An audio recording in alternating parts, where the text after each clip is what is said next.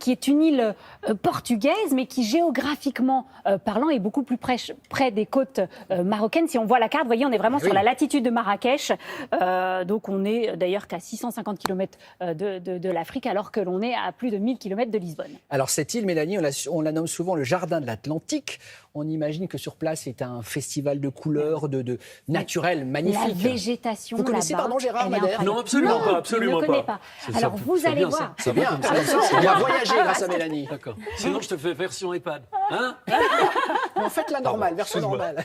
Excuse-moi, pardon. La végétation, Gérard, là-bas, elle est incroyable. Parce qu'en fait, tout pousse là-bas. Le climat est très modéré. La terre est volcanique. C'est une île volcanique. Il y a l'eau. Donc, tous les arbres, toutes les fleurs de tous les pays du monde poussent là-bas. D'ailleurs, Madère, en portugais, c'est Madeira. C'est l'île du bois. Voilà. Parce que quand les Portugais débarquent en 1419 pour la découvrir, ils ne voient que cette végétation dense, tous ces bois. Donc, c'est pour ça qu'elle porte ce nom. Donc, il y a des paysages très différents? Ah ouais, c'est vraiment très varié. C'est comme un continent miniature, en fait. Vous avez d'un côté les montagnes avec des bois millénaires. Vous avez à l'est l'aridité de l'Afrique. Vous avez au nord des paysages 100% nature. Et puis, vous avez dans le sud, eh bien, l'Atlantique avec des falaises assez spectaculaires. Regardez.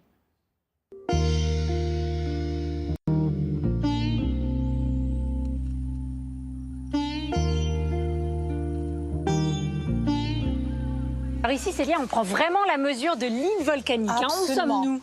Nous sommes à Eira do Cerrado, Belvédère à 1127 mètres d'altitude.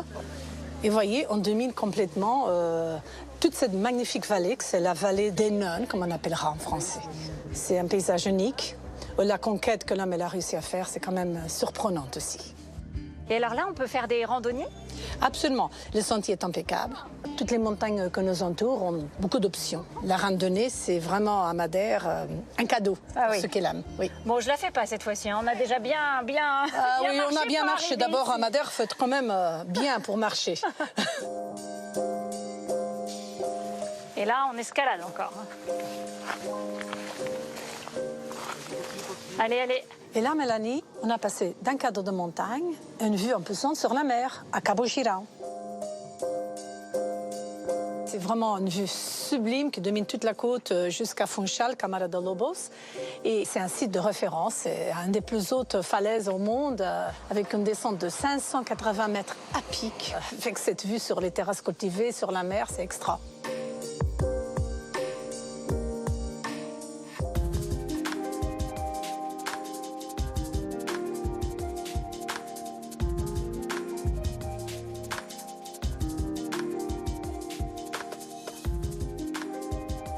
Alors, Câmara de Lobos, c'est un nom curieux, Cécile. C'est curieux, mais c'est très logique.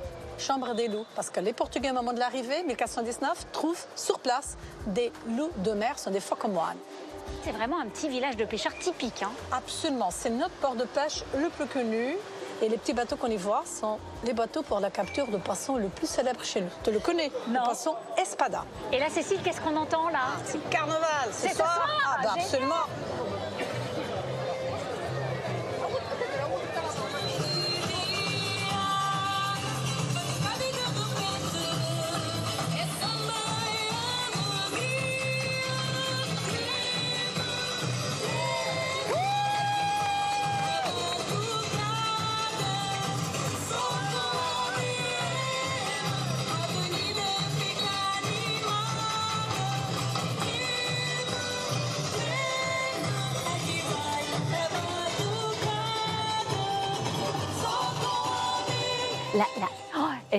Vous avez encore le rythme.